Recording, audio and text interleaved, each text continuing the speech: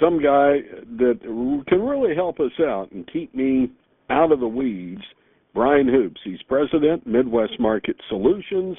Brian, we started our morning together talking about flash export sales, and you explained this one, this corn, which was pretty sizable, 237,000 plus metric tons, unknown destinations. Normally a market would move higher, but maybe not this time. Why not? Yeah, they've been wording some of these export sales, and when I say they, it's the USDA offices.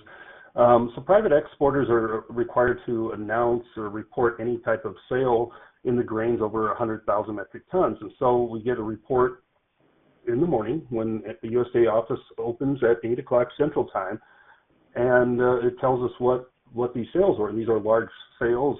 Sometimes they're cancellations.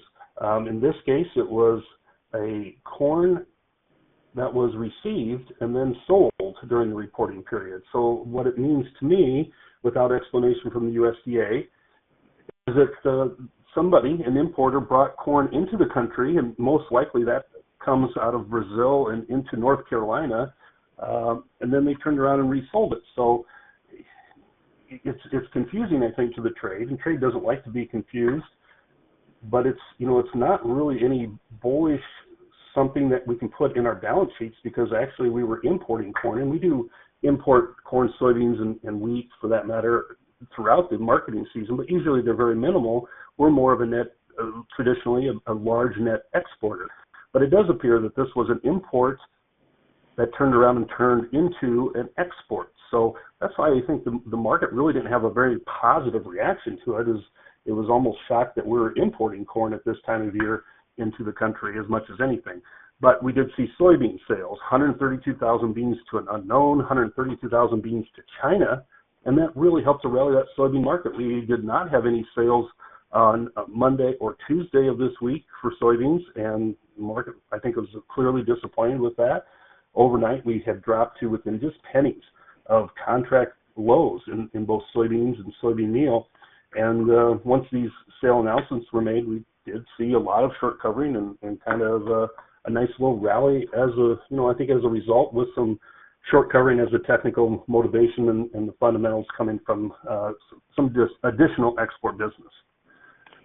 I think something that speaks volumes here is to stop and look at how far we've come year to date, or how much we've lost, if you will. 12.3% loss year to date for the corn market. For the wheat market, down 9.6%. I thought cotton really had rung the bell there with a 13.3% year-to-date loss, but nope. Soybeans says hold my beer and does 24%. That really tells us a lot about how soybeans have really struggled this year. Would you agree?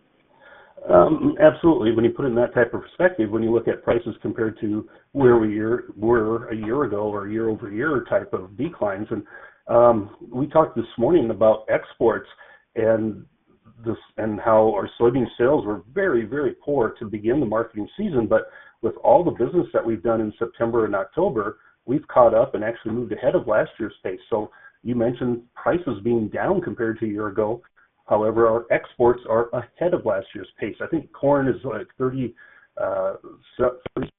above last year, and wheat 17%, and soybeans are now about 8% higher than last year. So it's not a problem that we are not selling the product right now, or using it for ethanol, or using it for cattle feed.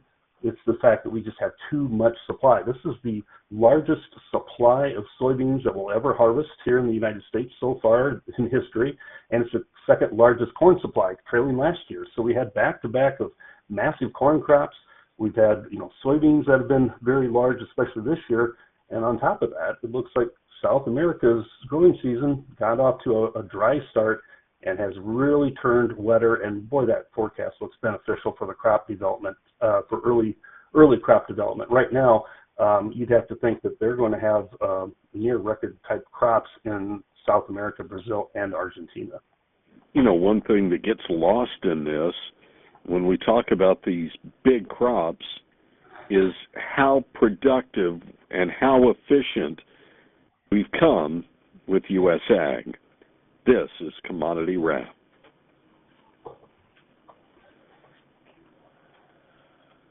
I didn't stretch it quite long enough, sorry.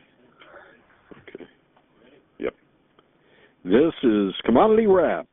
We're talking here on a Wednesday with Brian Hoops. Brian is president of Midwest Market Solutions and a fan of college football, too. Are you?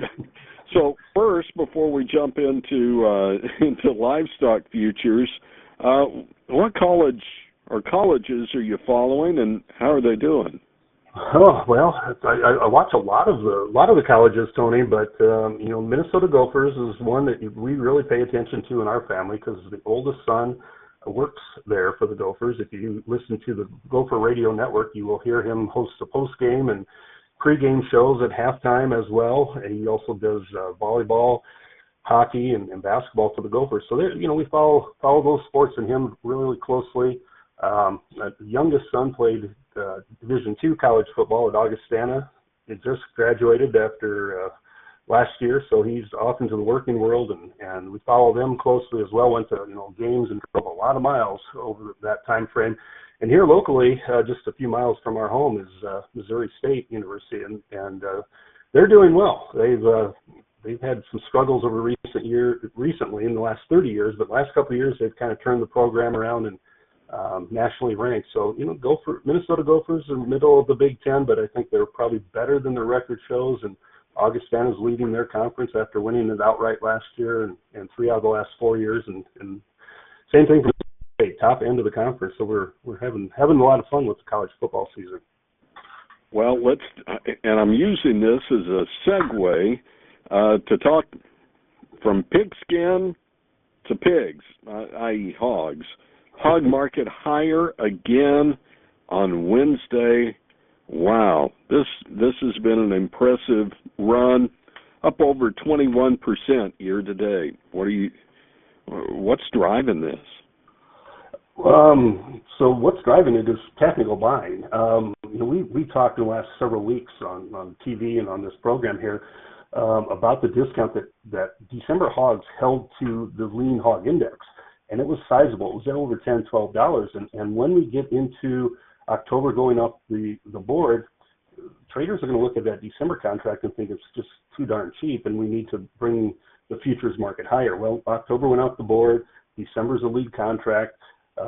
December's closing today at $84.37, up $1.55. But we're still discount to that index. That index is a reflection of the cash markets, and that's up at 85.55. So there's probably still some room to move higher from that perspective. But also, we've seen a lot of technical buying, a gap higher yesterday, 200-point gains yesterday, triple-digit gains again today.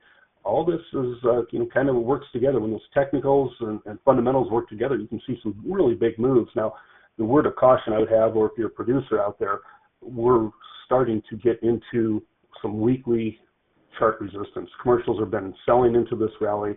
It's, probably from a risk management standpoint, you really need to look at doing some sort of hedging on this rally as well, especially when the commercials are doing it and you're into chart resistance.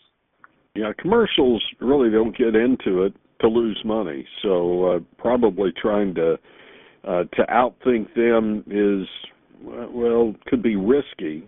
What about cattle market? And again, this is just me glancing over, but I don't think we've seen the cattle market settle lower back-to-back in a while. Again, I may be wrong. What do you see?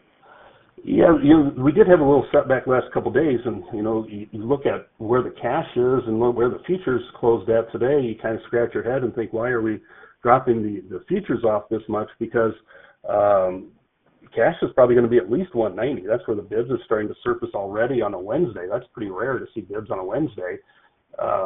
You're likely to see 191, 192 cash trade, and so you would think the futures are just way too discounted. And I think because it's the end of the month, we saw some position squaring, some profit taking as a result of that. Because maybe the cutout values have turned lower, that kind of encouraged some of that technical selling. But I sure wouldn't be surprised by the end of the week where futures are rallying back and kind of getting closer to where that cash market is. We've seen it trade, $6-7 discount to the cash, maybe anticipating that cash is going to fall, and maybe we're going to do that here. But there's been only 3 days out of the month of October where December cattle have traded below 186, and one of those was today, but we haven't closed below that area yet. Got about a minute left here, and if we want to keep up with Brian Hoops and Midwest Market Solutions, is there a way we can find you on the internet? Yeah, we have a website that you can go there and sign up for our text message service, our Twitter feed, our YouTube video series. That's MidwestMarketSolutions.com, and you can also call me directly if you have questions at 417-501-5132. Well, and I won't ask you if you have a MySpace page because I know you're too young for that, but Brian Hoops is... I remember those days, yeah. President of Midwest Market Solutions here on a Wednesday. I'm Tony St. James, and this is Commodity Wrap.